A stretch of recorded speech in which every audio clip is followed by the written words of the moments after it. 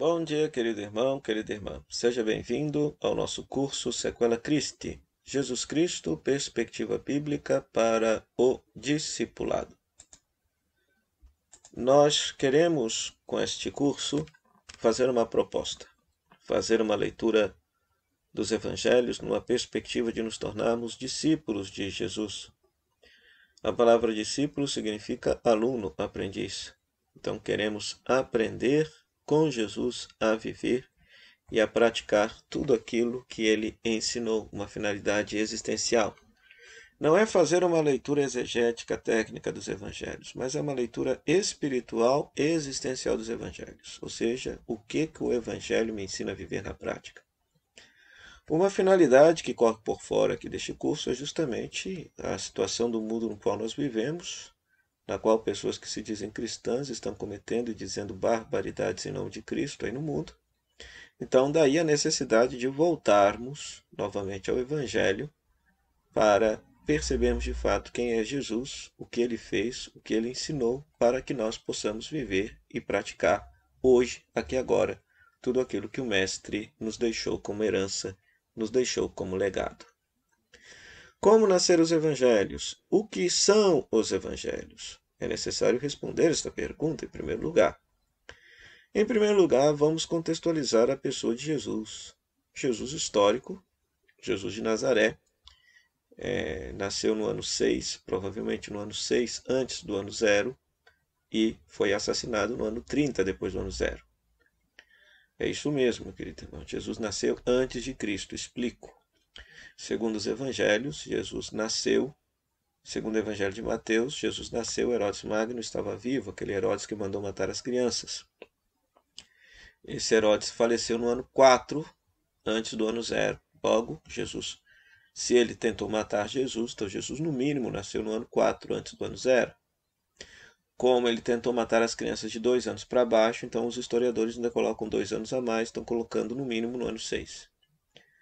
Né? Então Jesus, historicamente falando, deve ter vivido no mínimo uns 36 anos de idade. Já o ano da morte de Jesus é mais fácil de saber. Os estudiosos batem o martelo no ano 7, no dia 7 de abril do ano 30, pois os evangelhos narram que Jesus foi assassinado numa véspera de um sábado que antecedia a festa da Páscoa. Isso aconteceu nesse ano. Depois, este fato só aconteceu uns 10, 15 anos depois, e como a média da idade das pessoas na época era de 40, 50 anos, então eles não colocam Jesus tão idoso assim para morrer na cruz. Então Jesus provavelmente faleceu jovem, foi assassinado jovem. Outro detalhe, existe um consenso de que Jesus se caracterizou como um pregador do reino de Deus. Ele pregava que o reino de Deus estava chegando de forma iminente. E nós depois entenderemos o que isso significa. Jesus fazia curas, exorcismos e milagres, tendo em vista demonstrar a chegada iminente do reino de Deus. Isso também é um outro detalhe que os historiadores unânimes aceitam. Jesus foi reconhecido como um taumaturgo e um exorcista. Jesus formou uma comunidade de discípulos. Pessoas aderiram à mensagem de Jesus, à pregação de Jesus e seguiam Jesus, para cima e para baixo, até mesmo fazendo as mesmas coisas que Jesus fazia. É necessário fazer uma pequena distinção, meu querido. Jesus histórico, quando eu falar Jesus histórico, estou me referindo àquele Jesus que pode ser alcançado pelas ciências, pela história, pela arqueologia, pela literatura, etc. O Jesus histórico é o Jesus que pode ser reconstruído pela ciência, de certa forma. Ele toca um pouquinho do Jesus real, mas não chega a ser o Jesus real. Porque há Jesus de fato, que é o Jesus real, somente quem viveu há 2000 anos atrás. Só quem conviveu com ele sabe como ele era, quem ele foi. Né? O Jesus histórico, reconstruído pela ciência, pode tocar um pouquinho de Jesus real, mas sempre está aquém daquilo que Jesus de fato foi. E quando eu digo Jesus Cristo, eu estou fazendo uma afirmação de fé. Eu estou dizendo que este Jesus de Nazaré, ele é o Messias, ou Cristo. A palavra Cristo é a tradução grega da palavra hebraica Messias. que significa ungido. O ano da morte de Jesus e ressurreição, ano 30, dia 7 de abril do ano 30. Então nós, como pessoas de fé, afirmamos que a cruz não foi o fim da vida de Cristo, ele foi ressuscitado por Deus, ressuscitado por Deus. Os discípulos afirmam isso, e a partir desta afirmação, os discípulos começam aquilo que se chama de tradição oral. Do ano 30 até o ano 70, os discípulos não escreveram absolutamente nada sobre Jesus, mas contavam e pregavam a Jesus como Cristo, chamando inúmeros judeus e pagãos à conversão, à mudança de vida. Temos aqui o destaque de uma figura, Paulo de Tarso, Saulo de Tarso, que atuou de forma missionária por pelo menos uns 20 anos. Ele não conviveu historicamente com Jesus, mas teve um encontro com Cristo ressuscitado que transformou sua vida, fazendo-o talvez o maior missionário da igreja primitiva. Um outro detalhe que é importante não perder de vista é que todos esses cristãos da primeira geração, eles acreditavam na segunda volta iminente de Jesus, a parousia iminente de Jesus. Todos eles esperavam para já que Jesus voltaria em breve para estabelecer de forma definitiva o reinado de Deus sobre Israel e sobre toda a humanidade. Então, o Novo Testamento foi escrito todo sobre esta ótica. Quem escreveu acreditava que Jesus voltaria em breve. Voltaria já. O ano 70 é um marco, porque é o ano da destruição de Jerusalém e do Templo de Jerusalém pelos romanos. Isso suscitou uma terrível crise de fé nas comunidades cristãs, porque todos eles esperavam a volta iminente de Jesus e de repente sobreveio a guerra, a destruição e a morte. De tal maneira que eles se questionavam se de fato Jesus era o Cristo ou não. Por isso nasceram os evangelhos. Os evangelhos nasceram com a finalidade de suscitar novamente a fé em Cristo nessas comunidades que acreditavam nele, mas que estavam perdendo a fé. Então, no ano 70, nós teremos o primeiro evangelho, o evangelho de Marcos, escrito justamente no meio dessa confusão da guerra judaica na década de 70. 10 anos mais tarde, nós teremos o concílio de Jamnia ou Yavne, que decretou a expulsão dos cristãos da sinagoga pelos fariseus.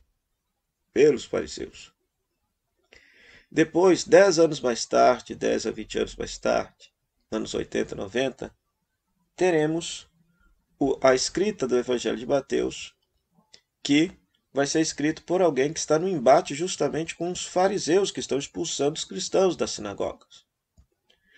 Por volta da mesma época, teremos o Evangelho de Lucas com uma outra finalidade, com a finalidade de evangelizar os pagãos. É um evangelho que provavelmente nasceu no contexto das comunidades paulinas. E por fim, no ano 100, o Evangelho de João, talvez o evangelho mais espiritual, mais teológico, numa linguagem mais rebuscada e simbólica dos que os demais, que vai já compreender Jesus como o Verbo de Deus que se fez carne e habitou entre nós. Voltando um pouco atrás, os estudiosos descobriram que, ao comparar Mateus e Lucas, descobriram um material que Marcos não utilizou e que consideram ser uma fonte independente. Existem inúmeros ditos de Jesus que aparecem em Mateus e Lucas, que não aparecem no Evangelho de Marcos, e que os estudiosos consideram ser uma fonte independente que Marcos não utilizou para redigir o seu Evangelho. Deram o nome de fonte Q por causa da palavra Quelle, que significa fonte em alemão. Essa é uma tese dos pesquisadores exegetas alemães. Isso seria as fontes dos ditos de Jesus, uma coletânea de frases de Jesus que alguém deve ter compilado lá nos anos 50 depois de Cristo. Todas essas fontes, todas essas informações você pode encontrar neste livro, que é a base deste curso, Jesus, a aproximação histórica da editora Vozes, do padre José Antônio Pagola, um exegeta espanhol que talvez hoje seja um dos grandes expoentes da pesquisa do estudo do Jesus histórico na atualidade. A linguagem deste livro é de fácil acesso e valeria muito a pena você adquiri-lo para lê-lo e estudá-lo. Portanto, querido irmão, querida irmã, os evangelhos não são uma biografia de Jesus, mas o evangelho é uma teologia em forma de narrativa. Os evangelhos não contam a história literal de Jesus, os evangelhos não contam o que aconteceu com Jesus, mas o evangelho é uma catequese em forma de história com a finalidade de nos ensinar que Jesus é o Cristo e nos fazer seus discípulos. Quem escreve o evangelho já é discípulo de Jesus e quer formar novos discípulos de Jesus. Quer suscitar a fé numa comunidade em discípulos que perderam a sua fé em Cristo. E o faz em forma de história, em forma de narrativa. Desta feita, nós poderíamos ter o seguinte esquema acerca dos evangelhos sinóticos. O primeiro evangelho, o evangelho de Marcos, escrito na década de 70. Depois, o evangelho de Mateus, por volta dos anos 80. Evangelho de Lucas, por volta também dos anos 80 e 90. Eles utilizando uma fonte própria deles também, fonte Mateus e fonte Lucas. Quando nós nos referimos fonte, nós estamos nos referindo a um material exclusivo que esta comunidade tinha e que aparece somente no seu evangelho. Então, por exemplo, nós temos textos que só aparecem em Mateus, textos que só aparecem em Lucas, que não aparecem nos outros evangelhos. E Evangelho de Mateus e Lucas já tinham o Evangelho de Marcos pronto. Então, do Evangelho de Marcos, eles copiam a estrutura narrativa. Jesus aparece na Galileia, viaja para Jerusalém, lá é assassinado e ressuscitado, assassinado pelas lideranças político-religiosas do Império e ressuscitado por Deus. Então, essa estrutura narrativa, Mateus e Lucas copiam do Evangelho de Marcos. Entretanto, o Evangelho de Mateus e Lucas possuem inúmeros ditos que não aparecem lá no Evangelho de Mateus, a chamada fonte Q. E, desta fonte, eles copiam estes ditos para os seus evangelhos. Por exemplo, Sermão da Montanha, Sermão da Planície. Inúmeras parábolas que aparecem nesses dois evangelhos, mas que não aparecem no Evangelho de Mateus. De Marcos, melhor dizendo. De uma forma bem breve, o contexto histórico de cada evangelho. Então, o Evangelho de Marcos, escrito no ano 70 d.C., provavelmente em Roma ou Galileia, os estudiosos se dividem quanto a esse aspecto.